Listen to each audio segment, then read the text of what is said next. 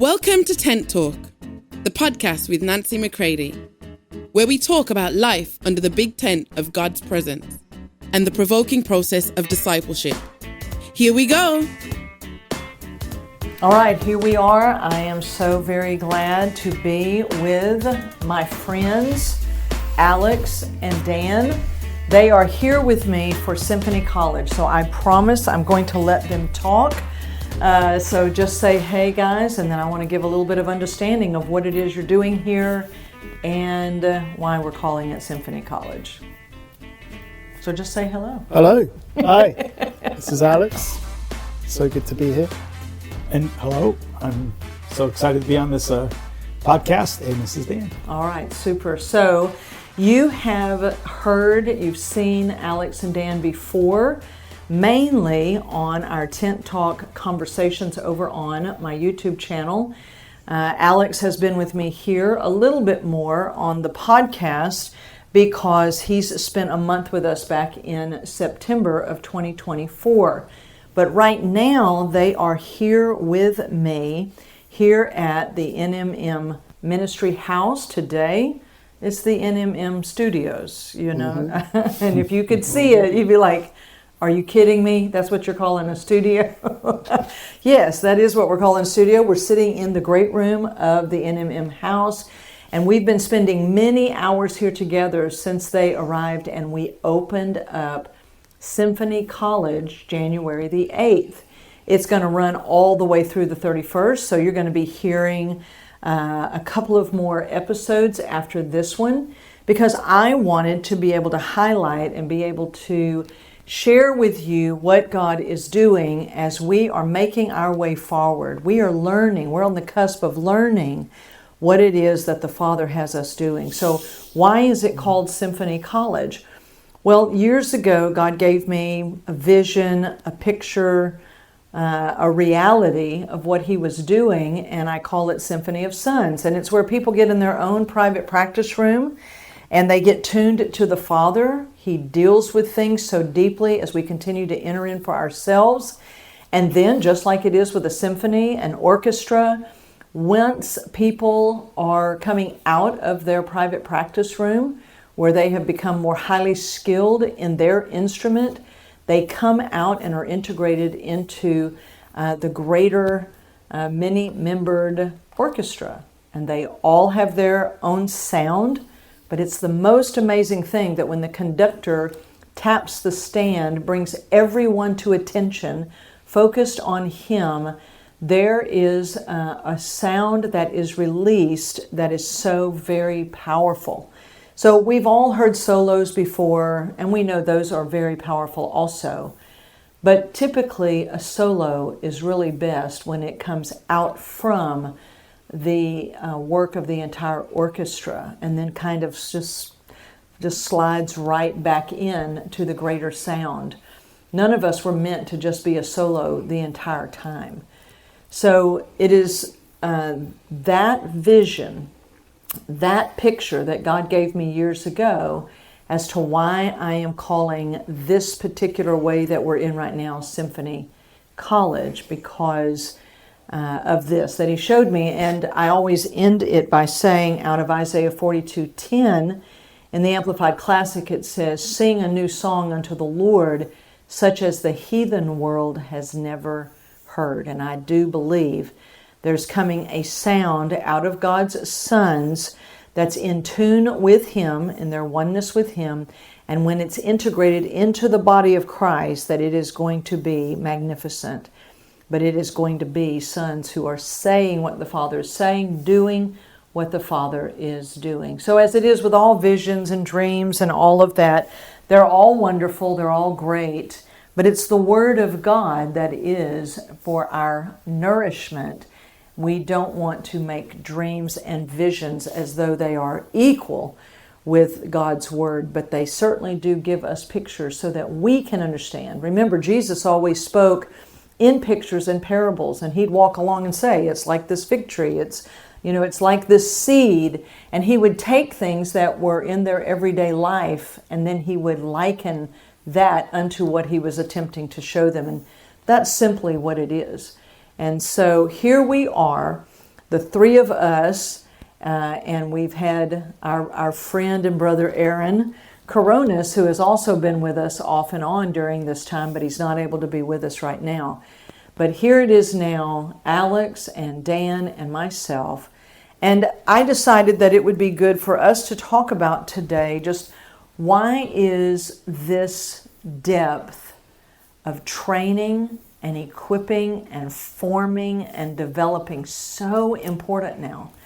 Well, for the NMM assignment, it is that God is raising up fresh, organic institutions of higher learning to mature His sons. And this is of a depth, a breadth, a height, and a width that I have never done before. And so we're stepping into it, and we're on a huge learning curve. But I believe that God is about to cure the ignorance of His people. I believe He's about to bring people to points of decision that are going to lead into deep development, and that cannot happen apart from training. So I just want to say that out of Hebrews 12, it's one of my favorite chapters. This is out of the Message Bible, and it says, "In this all-out match against sin, others have suffered far worse than you, to say nothing of what Jesus went through, all that bloodshed. So don't feel sorry for yourselves. Or have you forgotten how good parents treat children, and that God regards you as His children? My dear child, don't shrug off God's discipline, but don't be crushed by it either. It's the child He loves that He disciplines. The child He embraces, He also corrects. God is educating you. That's why you must never drop out. He's treating you as dear children. This trouble you're in isn't punishment, it's training, the normal experience of children. Only irresponsible parents leave children to fend for themselves. Would you prefer an irresponsible God? We respect our own parents for training and not spoiling us, so why not embrace God's training so we can truly live? So I want to suggest to you right here that God is going to be saying to us that if you do not allow Him to train you, raise you, discipline you, form and shape Christ in you, how can we ever expect to actually live and share in His life? While we were children, our parents did what seemed best to them, but God is doing what is best for us, training us to live God's holy best. At the time, discipline isn't much fun. It always feels like it's going against the grain. Later, of course, it pays off handsomely, for it's the well-trained who find themselves mature in their relationship with God. So this is very powerful. It's the well-trained who find themselves mature in their life with God, and God wants maturing sons. And I know that's why that Alex and Dan have traveled all this way from the UK and from Poland, done everything they've done, putting many things on hold, but really it's the pruning back that God is doing in so many who have an ear to hear. And so I have so many things I want to say, but I'm reminded that I have guests with me, and so I'm going to stop. You hear them laughing. So I want to, in this episode, I just want to talk about why Symphony College. Why are we here? Why are we allowing ourselves to be trained at such a depth where we're not asking God to lessen the standard? We're allowing Him to mature us into His standard or the measure that He's put within us. So, okay, guys, here we go.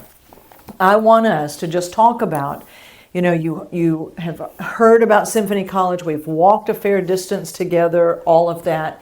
But just share what it is that God began to put in you, that you would dare to come over here and stay all this time. How long are you staying anyway?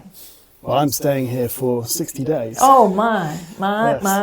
Which was a particular challenge when I got to immigration in Houston Airport. So just very briefly, tell us what happened when you were at the Houston Airport. Oh, I got detained. For 5 minutes? No, for 3 hours. For 3 hours, okay. Yeah, for my 60-day stay. Yeah, they're wondering, what are you going to be learning Absolutely. if you need 60 days to be able to do that? But they did eventually release you. into our custody. Oh, yes. But your suffering wasn't over. Oh, it was not over. All right. Then I had to endure 4 days without my luggage. And I've been quite unwell in that period as well. So, yeah, you could say it's been an adventure So so this far. is the glamorous life we've really signed up for. so glamorous. It really is. Yeah, so sometimes, when we're stepping into new depths, new places, all of that, right? There's something that happens upon entry.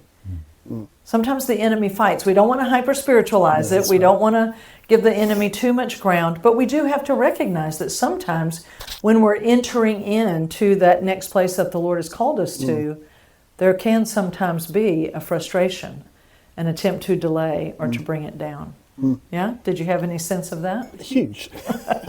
But I'm grateful for Walmart because I can buy clothes, and I'm grateful for people who will let me staying in their house and have medication. So, I mean, it's not been, it's been, challenging, but when you know what the Father wants correct. and what is happening here, then as we've been reading in our preparation for coming over here, the mind to suffer, the willingness to suffer doesn't mean that we want it, but we are willing to go through this stuff. Yes. So, the self wants to moan and complain and get frustrated, but the new man is just, Father's got this, That's it's correct. okay. That's this correct. is all good. So This can really be true, that this is not just some pie in the sky, and I can guarantee you we are not just trying to sound so amazingly calm and wonderful because we're recording this episode, but because we've been talking about this. If it can't be tested and formed in those moments, and you don't harness it, if you will, okay, these circumstances are going to work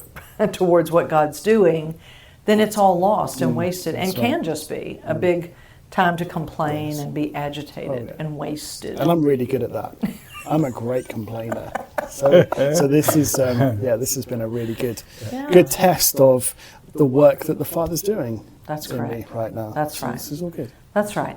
So just again, briefly, the whole reason of why it is that you came, that you sensed, yes, God was telling you to come and to be here for these 60 days or so. And in later episodes, we'll talk about the fact when we're going to be leaving, we're going to be headed to the British Isles in the 1st of March, all of that. But for right now, why come here to Sealy, Texas? Why come for those 60 days?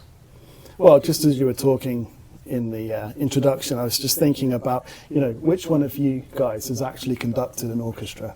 Have you guys ever done that? I have not. Well, that's one thing I have done.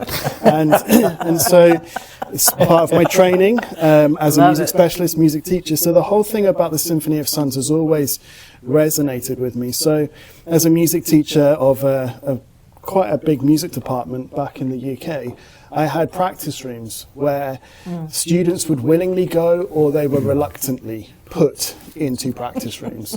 And many of my hours of my teaching were one of those two ways. I was either nagging them to practice or trying to get them out because they'd been in there for so long. So the whole nature of practice room culture for me has been something I've grown up with being a musician. So I have had to spend many hours on my own because you cannot have someone else learn your instrument for you. That's correct. Okay, so there is something that when you go into that practice room, it is you and your instrument. And so this is always, every time I hear you talk about the Symphony of Sons, it's always resonated with me because when you are directing, when you are in the position of director, conductor, everyone is looking at you. They're looking at you for every little nuance that is coming out of what you're doing. And so to put yourself in that perspective of the Father as conductor and having his sons looking in one direction and following everything that he's doing, in order for us to be in that place, those hours in the practice room are crucial. That's right. They're absolutely crucial because you will not be able to slot into your place in the whole big picture of what the Father's doing. It's just impossible to do that. And so coming here for me is 60 days of intensive practice room. This is how I see this. I spend a lot of time in the practice room with him, with books that I never imagined in a million years that I would ever be reading when I look back on the last 3 or 4 years. So therefore my reading has changed. The way I speak with him has changed. The way he deals with me, the way I'm understanding his ways and understanding. You're understanding his training of you. That's right. And so because I'm not questioning him, why am I having to go through this? Why is this happening to me? Why is this taking so long? You understand that in the long-range plan of the Father, this is not a quick fix. That's right. It's taken me years to get to the standard of being able to play my instruments that I can play them to. It did not happen overnight.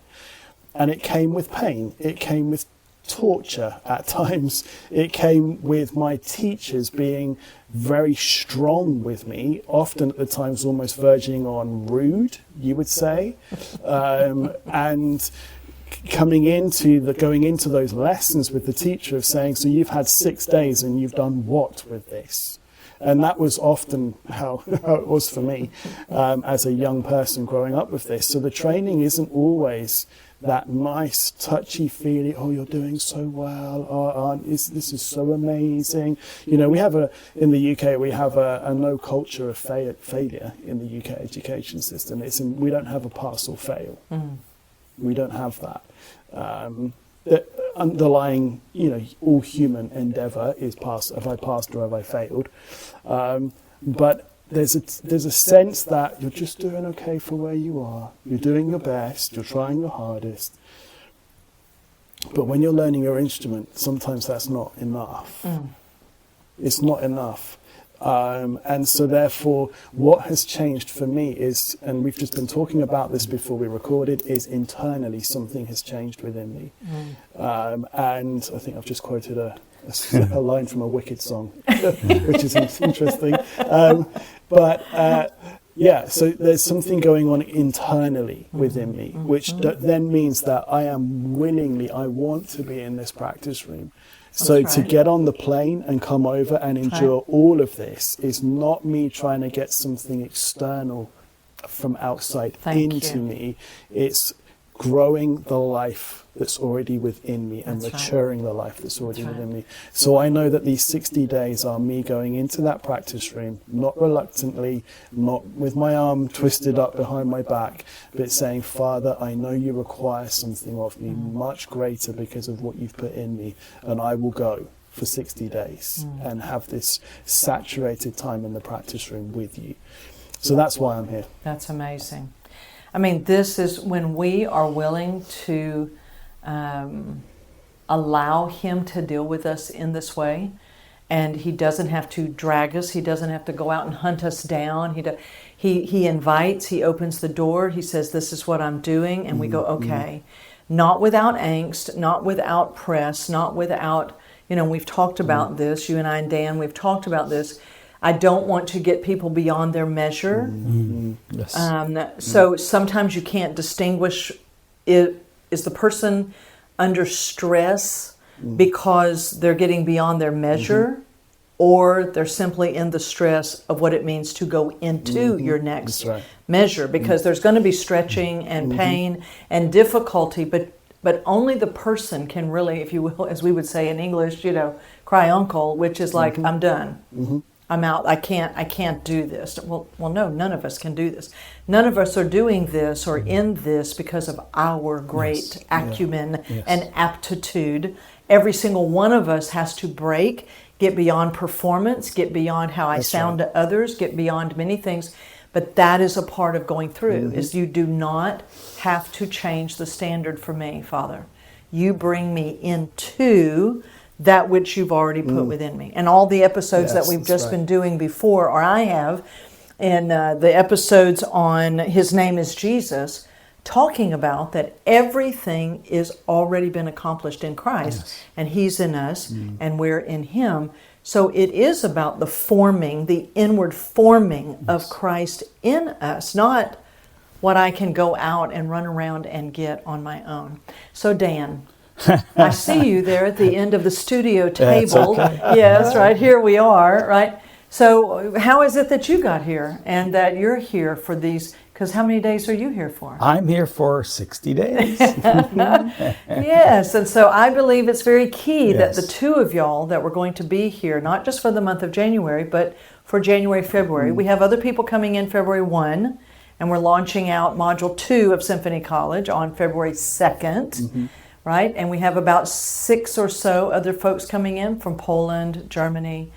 But that it's the two of you guys here for now, to me, is quite encouraging. Not just because of the relationship and the friendship that you guys already have that predates all of us coming together, but I think of what it's going to mean for the kingdom and for the future. But so just a little bit there, Dan, about what's going on with you. I'll just say that friendship that we developed was really through what we both felt like the Father had called us for a relationship with Him, and then assignments that we felt like were in the future. And so our friendship was really not just about, wow, I have a good friend, but we just really felt part of the same destiny in the same place. And so for me, coming over was tough because usually I spend the month of January reacquainting myself with my children and grandchildren because we're missionaries in Poland, and so we come over for basically 2 months and 6 weeks, or try to just catch up on everything. So it was hard to say, wow, I'm going to give up a month of that time to be here, but we just knew it was God's calling. And I said, it's funny, but it's like we felt not just that we were being asked to come or who would come, but we felt like we were being pulled toward this, that it was something that was necessary.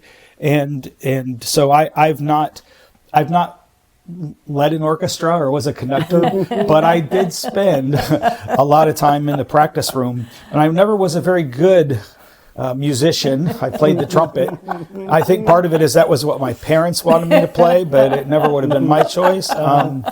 But I did learn things, and as we were talking about it, and I loved how you opened it, Nancy, with our practice room.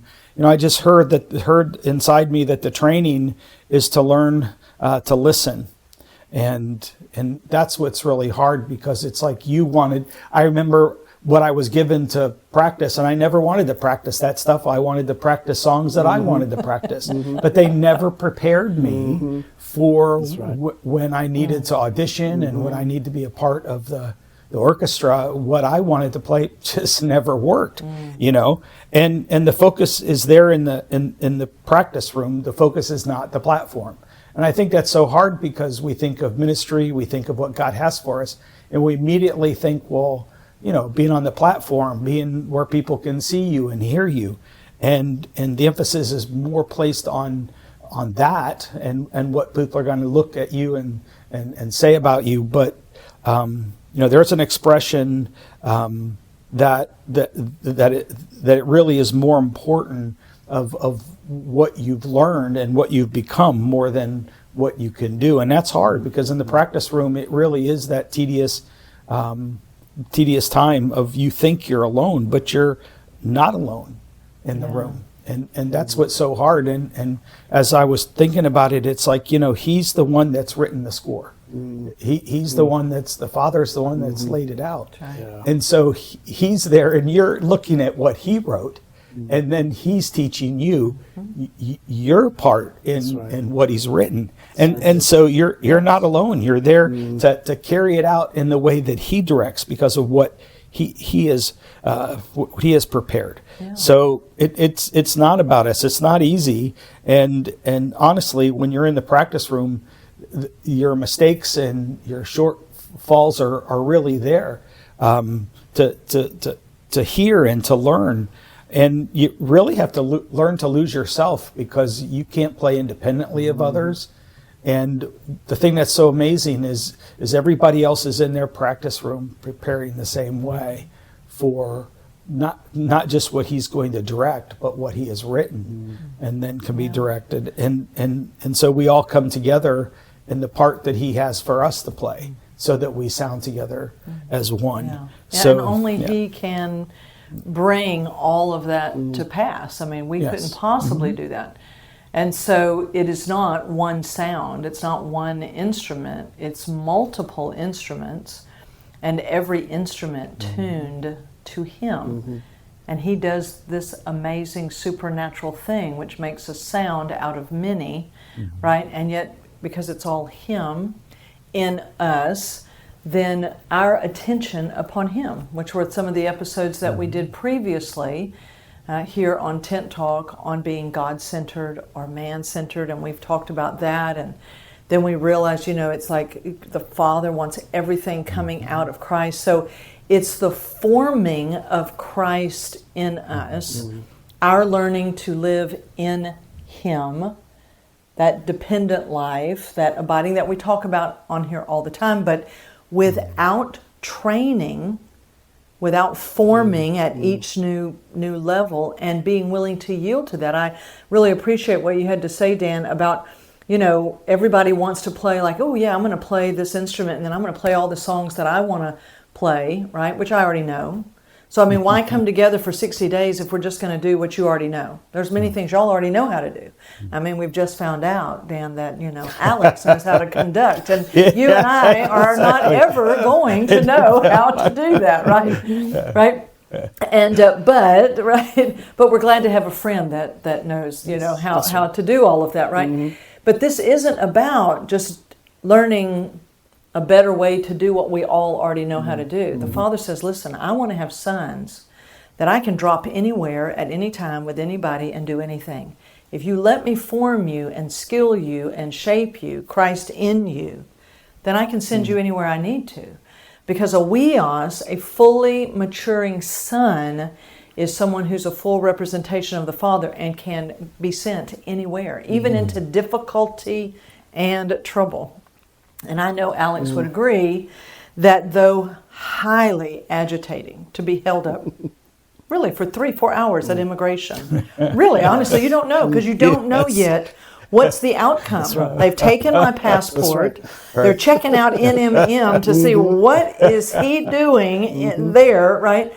And you honestly don't know. So it's not just, oh, I'm being inconvenienced. It's, I don't know what is actually going on and what the end result of this is going to be. But in the long-range plan, there comes a point where once you're walking out of it, you're like, that cannot taint what I'm about to do. That's right. As agitating as those first few days were, is my luggage ever going to show up? Well, we don't know.